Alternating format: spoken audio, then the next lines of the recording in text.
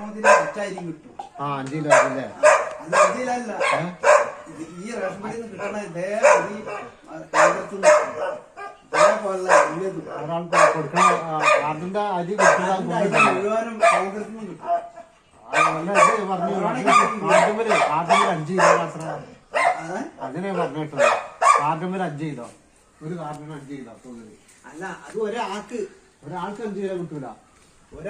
അല്ലല്ല അങ്ങനല്ല, ഒരു കാർഡിന് 5 കിലോ അല്ലേ. അവിടെ ആര് കേറി കേറി കേറി കേറി അടക്ക് സെറ്റ് അവിടെ കേറിക്കടി